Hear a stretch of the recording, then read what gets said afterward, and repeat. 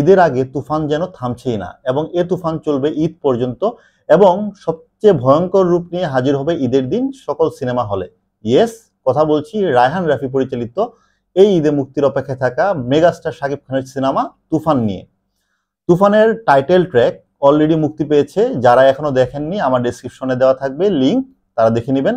মুক্তি পাওয়ার পর থেকে মোটামুটি সোশ্যাল মিডিয়া সহ ইউটিউবে তুফান তুলেছে, ঝড় তুলেছে।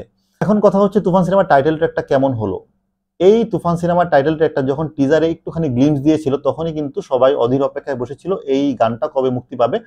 এখন টাইটেল ট্র্যাকের যে ভিজুয়ালগুলো পাওয়া যাচ্ছে তাতে কিন্তু বোঝা যাচ্ছে এই ট্র্যাকটা স্পেশালি বানানো হয়েছে শাকিব খান ওরফে তুফানের যে রাজত্ব, যে ক্ষমতার মানে ব্যাপ্তি ছড়িয়ে যাওয়া, সেই ছড়িয়ে যাওয়ার মুহূর্তটাকে ক্যাপচার করার জন্যই এই গানটা তৈরি করা হয়েছে। মানে হচ্ছে তুফান যখন অ্যাকচুয়ালি সিনেমাতে বা তার যে লাইফ লাইনে তুফান হয়ে ওঠে, সে যখন আসলে ক্ষমতা নিয়ে বেড়ে ওঠে, সেই বেড়ে ওঠার সময়টাকে, সেই পুরো জার্নিটাকে একটা গানের মাধ্যমে, একটা 4-5 মিনিটের মাধ্যমে ফুটিয়ে তোলার জন্য যেই ধরনের অ্যাম্বিয়েন্স ক্রিয়েট করা দরকার, সেই ধরনের অ্যাম্বিয়েন্স কিন্তু খুব ভালোভাবে ক্রিয়েট করতে পেরেছে এই তুফান সিনেমার টাইটেল ট্র্যাক। এবং আমার ধারণা এই সিনেমাতেও শাকিব খান ওরফে তুফানের যে উত্থান, এই উত্থানের সময়টা, পুরো জার্নিটা এক পলকে, এক ঝটকায় দেখানোর জন্যই এই গানটা ব্যবহার করা হবে এবং এই টাইটেলটাকে কিন্তু সেরকমই পূর্বাভাস পাওয়া যাচ্ছে। সব মিলিয়ে বলা যায় যে তুফান অলরেডি টিজার মুক্তি দিয়েছে, তারপরে হচ্ছে একটা ভালো গান রিলিজ দিল প্রীতমের সাথে এবং পরবর্তীতে এই তুফানের টাইটেল ট্র্যাক আসলো এবং এখনো কিন্তু ট্রেইলার বা মুভির মূল ট্রেইলার আসা বাকি।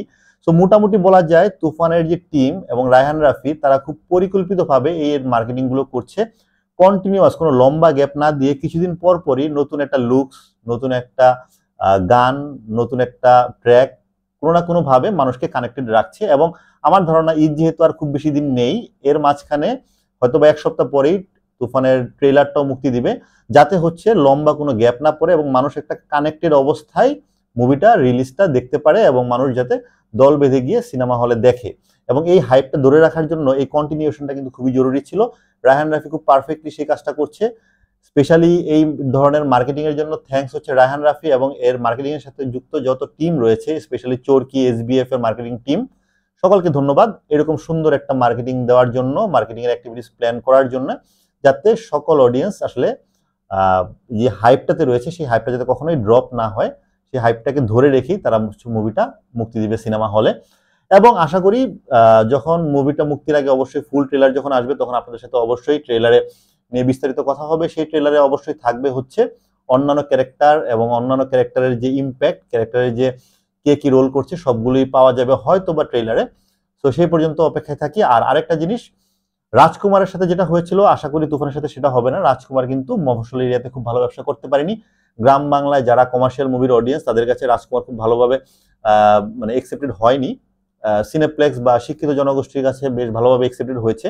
কিন্তু তুফানের যে কম্বিনেশন পাওয়া যাচ্ছে, কমার্শিয়াল কম্বিনেশন, এবং রায়হান রাফি খুবই বুদ্ধিদীপ্ত একজন ডিরেক্টর, খুব ভালোভাবে কমার্শিয়াল এলিমেন্টগুলোকে খুব ভালোভাবে ব্লেন্ড করেছে এবং ডেফিনেটলি এটা সারা বাংলাদেশেই সাকসেসফুলি রান করবে এবং একটা ব্লকবাস্টার হতে যাচ্ছে। যতটুকু আমার এক্সপিরিয়েন্স থেকে বলতে পারি, এই তুফান সিনেমা আসলে কোনো জায়গায় কমতি রাখবে না।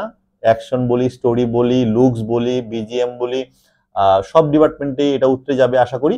এবং অলরেডি কিন্তু এই মুভিটা সেন্সর বোর্ড থেকে আনকাট সার্টিফিকেট পেয়েছে, সেটা অলরেডি রায়হান রাফি তার ফেসবুকে দিয়ে দিয়েছে। সো এটা একটা সুসংবাদ, যারা হচ্ছে এই ছবির সাথে যুক্ত তাদের জন্য অবশ্যই একটা সুসংবাদ এবং ধন্যবাদ পুরো টিমকে। সো সকলেই আমরা অপেক্ষায় আছি এই ঈদের মুক্তির অপেক্ষায় থাকা তুফান সিনেমার জন্য। শাকিব খান অবশ্যই ঝড় তুলবে সিনেমা হলে। অলরেডি শাকিব খানের তুফানের যে পূর্বাভাস পাচ্ছে তাতে অনেকেই তাদের নিজস্ব মুভিগুলো, ঈদের মুক্তির অপেক্ষায় থাকা মুভিগুলো সরিয়ে নিয়েছে এবং তুফানের রাস্তা মোটামুটি ফাঁকা হয়ে গিয়েছে। তো এই ফাঁকা রাস্তায় তুফান আসলে কত রান করতে পারে, কতগুলো বাউন্ডারি পেটাতে পারে, সেটা এখন দেখার বিষয় এবং সেটা ডিপেন্ড করছে যখন মুভিটা মুক্তি পাবে তখন এর গল্প, টোটাল সিনেমাটা কেমন হচ্ছে তার উপরে।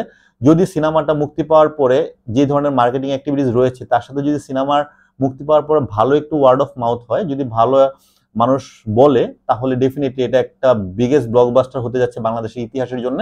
আর যদি কোনো কারণে সিনেমাটা মূল সিনেমায় গিয়ে মুখ থুবড়ে পড়ে বা কাহিনীতে বা কোথাও যদি ঘাটতি থাকে, যদি অডিয়েন্সের চোখে ধরা পড়ে, তাহলে ডেফিনেটলি হিট হয়তো বা হবে, কিন্তু ব্লকবাস্টার হবে কিনা সেটা সময়ই বলে দিবে। বাট যতটুকু পূর্বাভাস পাওয়া যাচ্ছে, ডেফিনেটলি রায়হান রাফি খুবই স্মার্ট ডিরেক্টর, সে নিশ্চয়ই কোনো রকম কমতি রাখবে না। হতে যাচ্ছে তুফান এবছরের বিগেস্ট ব্লকবাস্টার, হয়তোবা বাংলাদেশের সিনেমার ইতিহাসের সবচেয়ে বড় হিট মুভি। Thank you.